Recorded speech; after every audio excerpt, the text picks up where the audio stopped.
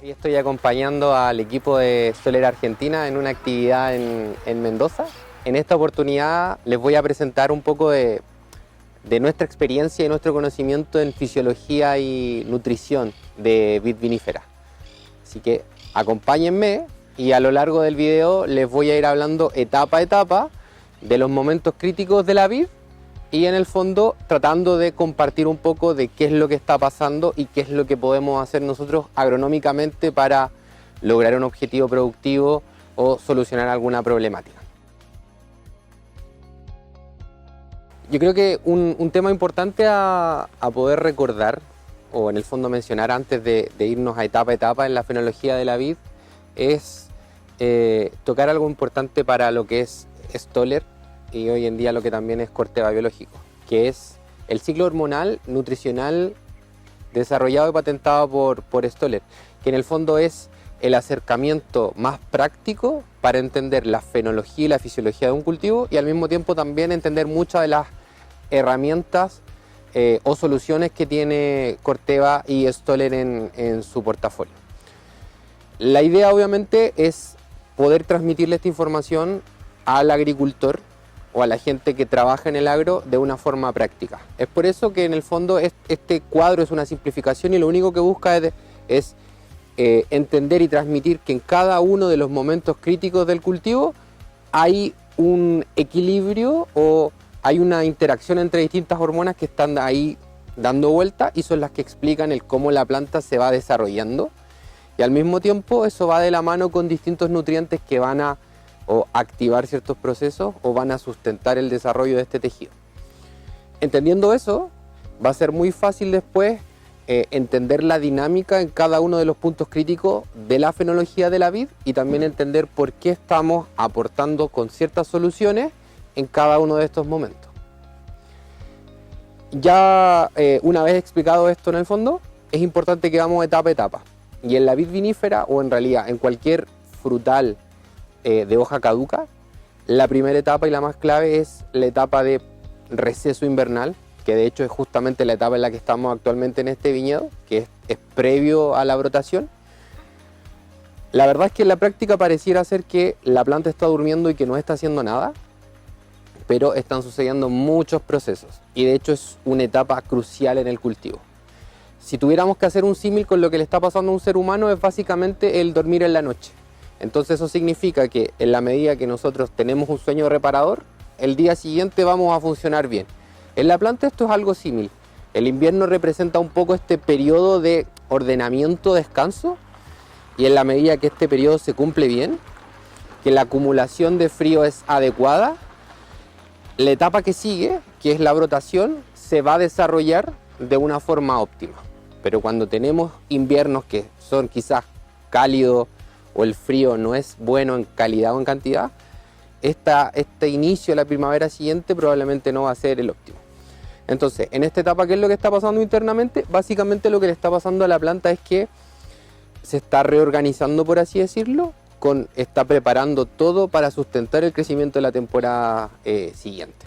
Entonces, la planta, de alguna forma, todo lo que acumuló antes de la caída de sus hojas, es lo que va a utilizar como reserva para funcionar a inicio de la temporada siguiente hasta que las raíces se vuelvan a activar y la planta vuelva a tomar nutrientes y generar azúcares para ser independiente.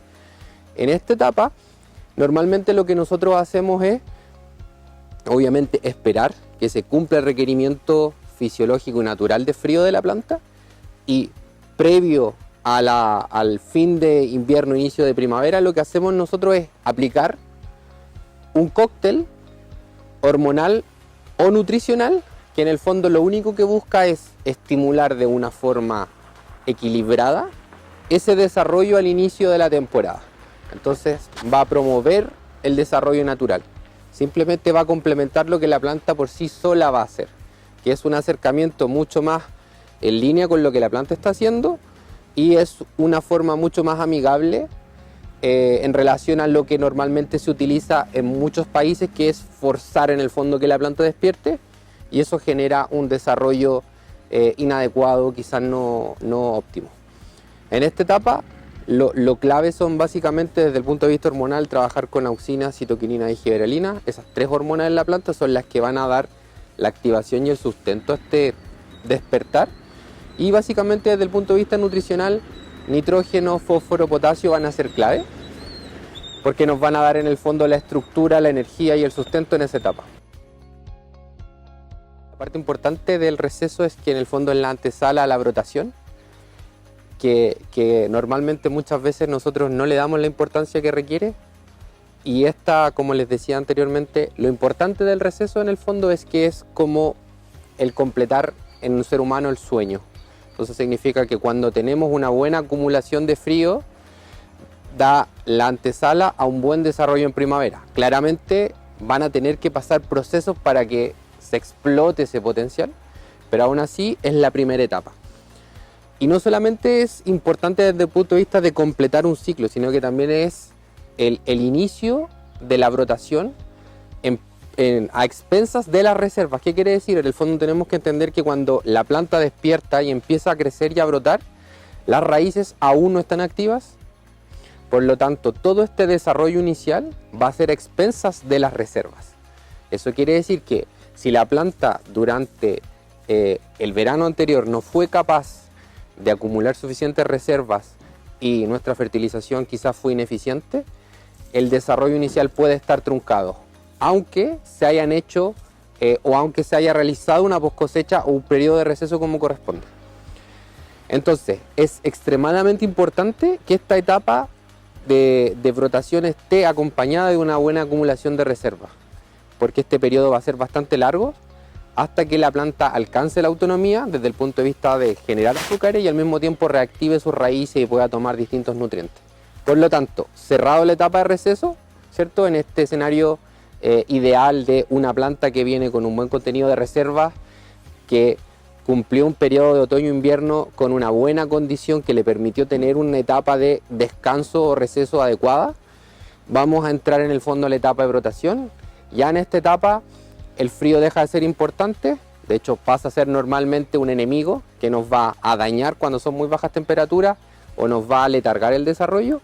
En esta etapa ya empezamos a necesitar temperatura que nos permita empezar a crecer lo más rápido posible y alcanzar una superficie foliar que nos permita después dar paso a un buen desarrollo en términos de crecimiento de frutos.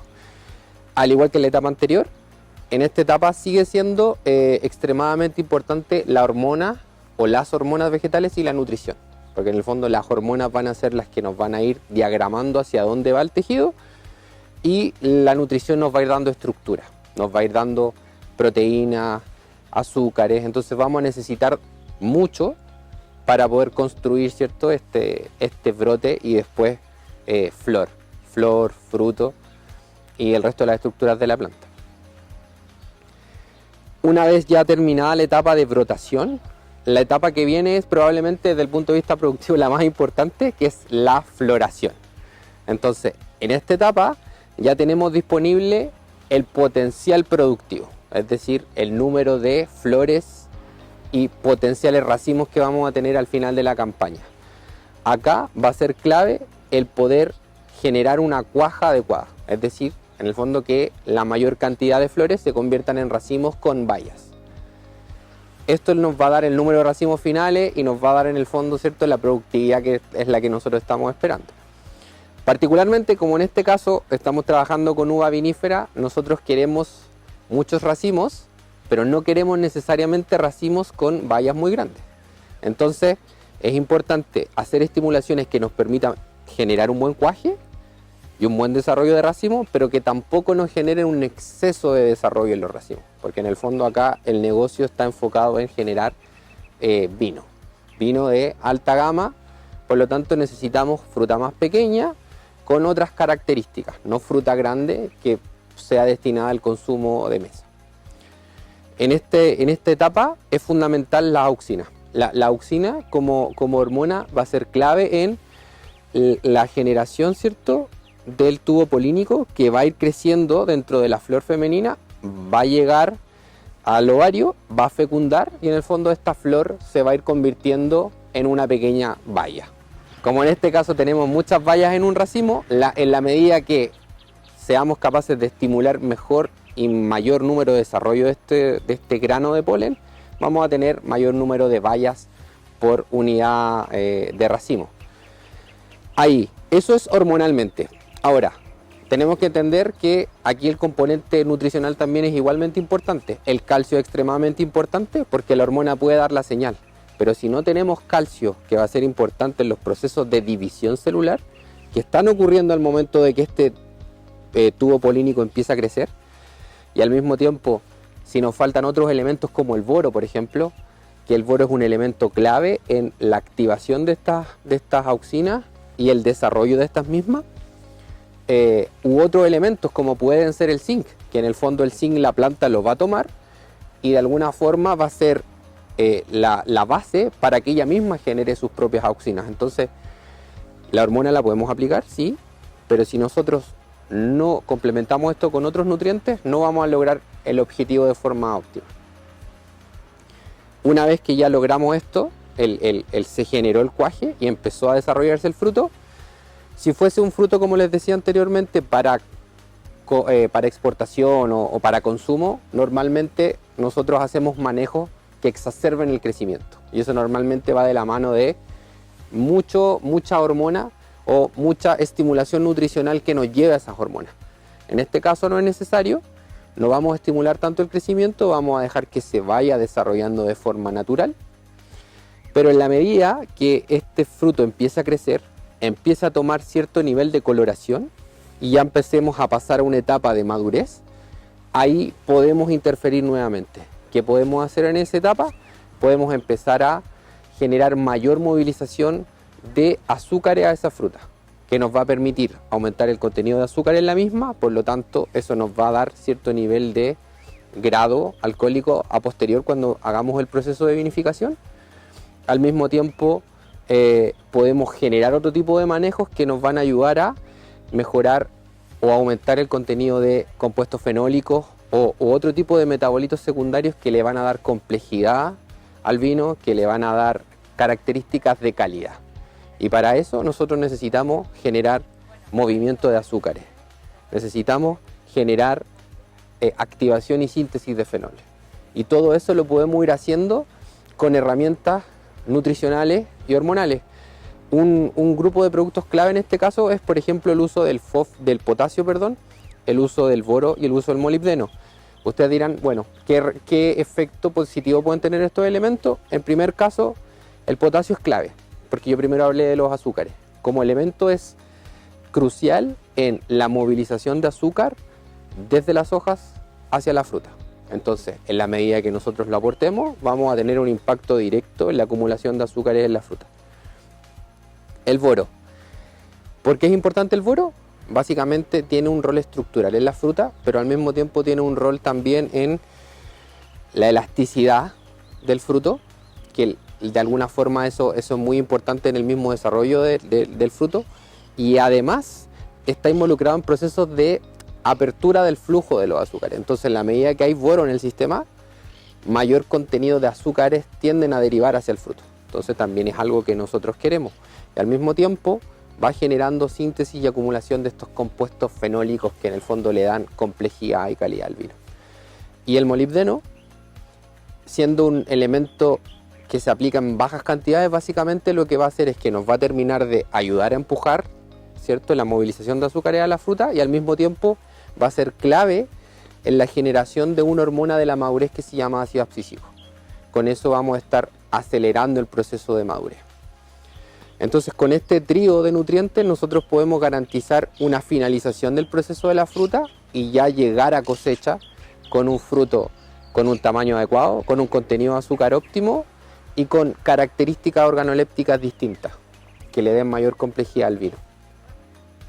Y ya en la última etapa, una vez ya realizada la cosecha o incluso antes de la misma cosecha, dado que la vid vinífera tiene un periodo largo, nosotros debemos procurar seguir aportando nutrientes y bioestimulando de forma tal que podamos construir reservas, es decir, que no solamente la planta derive todo hacia la fruta, sino que gran parte de lo que nosotros también podamos aplicar quede en yemas, en raíces, en madera, y esas son las reservas que la planta en el próximo periodo primaveral va a ocupar para crecer y desarrollarse hasta que la planta de nuevo vuelva a generar sus raíces, a generar propio azúcar y sea independiente.